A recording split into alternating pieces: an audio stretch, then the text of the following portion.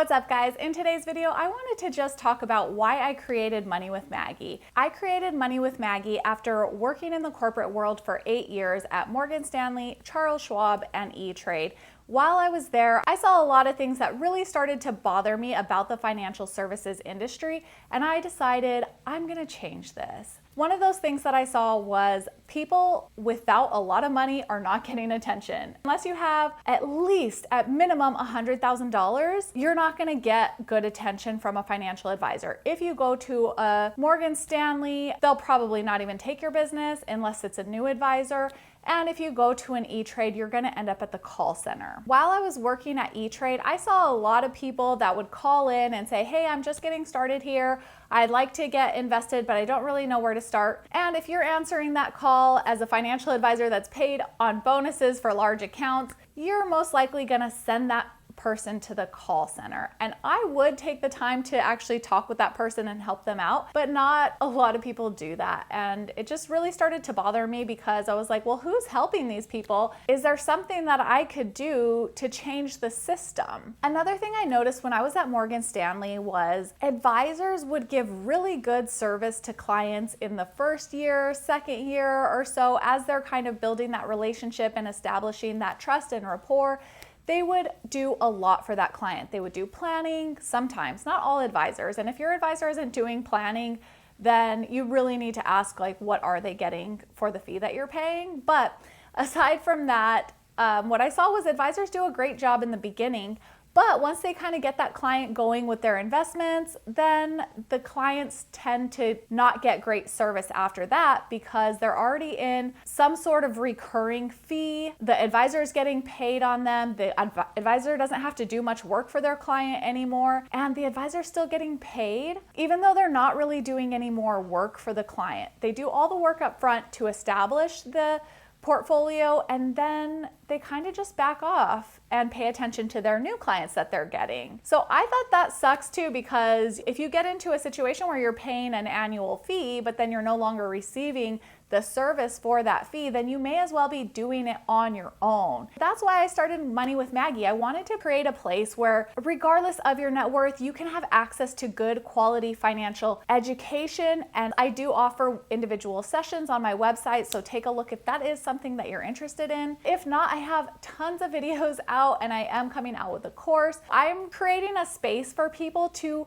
start getting excited about your money. Start investing, even if you're starting with a small amount, even if you're still in debt. I've got videos that help with that. Regardless of where you're at, if you start taking charge of your financial life and start making progress on your goals, even if it's small steps, you will eventually have this large net worth. At that point, you can decide to work with a Morgan Stanley if you wanted, or have a personal financial advisor. Or by that point, if you've been listening and following along long enough, you're gonna know the ins and outs of what's going on in the markets and in investing. You're just gonna be able to do it yourself. You might not want to do it and you might hate it. And even if that's the case, you can still set yourself up to not have to do much by using a robo-advisor. And if you need help with that, take a look at this video because I do walk you through that. And I have a whole investing playlist. If you're kind of lost in the investing world, I feel you, because I've been there even when I was studying for my Series 7 and my 66 and my life insurance and annuity and my certified financial planning designation, all of these things. Every step of the way, I was very confused, just like anyone. I remember trying to figure out what a bond was, what a mutual fund was, and A shares and C shares and all this stuff, and it's so confusing. Until you're in it for a long time, it will be confusing, but it doesn't mean it's not something that you can learn. You're an intelligent person. You can research things and just start to learn. That's all it is. It's learning a new language per se, and it's not nearly as difficult as learning a new language, but it is learning new terms that you're unfamiliar with and starting to get familiar with them so that your money can grow for you. And that's really important to me because I've seen what it feels like to go from just living paycheck to paycheck, struggling with debt, trying to balance it all, and then getting to the point where it's like, okay, I'm checking off my debts, my credit cards are being paid off, I'm saving up some money, I'm starting to invest. And after years of doing that, it really starts to add up And at this point, it's pretty incredible looking back, even 5 years ago, to where I was at then versus now. And that lighthearted feeling that comes with financial security is amazing. And I want to help other people get to that point as well, which is why I started Money with Maggie, because I don't want money to be an intimidating thing. I don't want it to be something that people are afraid to even look at their spending because they don't want to see it, or people don't invest because it's too overwhelming. No, I'm changing that. Investing can be overwhelming, but it doesn't have to be overwhelming. If you just learn from somebody that you vibe with and you can start to take in bite-sized pieces of knowledge, you can really start to increase your knowledge base. And over a few years, you're gonna be amazed at what you learn and what you know, and how you can just say, yeah, I've got an investment portfolio. And I want you to be able to have these conversations because it feels really good just to have that financial security and stability and growth and letting your money compound for you. It's all a really beautiful thing. And once you can kind of clear up the financial mess that you may feel like you're in, you can really start to focus on other things in life. You can go on vacation when you want to go on vacation without worrying about the cost, because you have taken the steps to put in place to get yourself to that point. You've taken care of your debt and saved up some money and started investing, and now you can enjoy your life. There's this period of time in your life where you're gonna have to do the work. You're gonna have to either really work on increasing your income or really work on decreasing your spending and focus on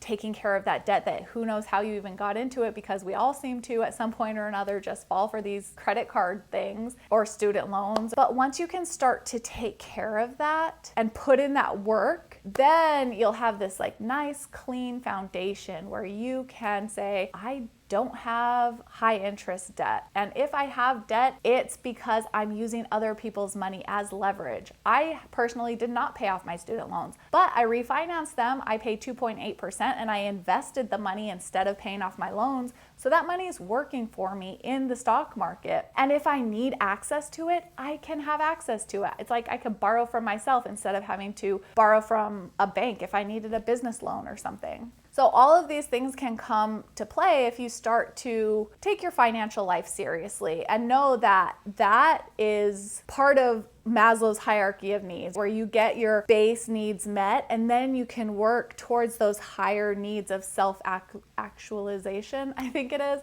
But until you meet those base needs, you don't really have that capacity to work on these higher, more fulfilling areas in life. I know that's a lofty thing for me to want to help other people and set out with that just by helping people with their money, but for me, money is that foundation that takes care of our basic needs so we can move beyond simply surviving and into thriving.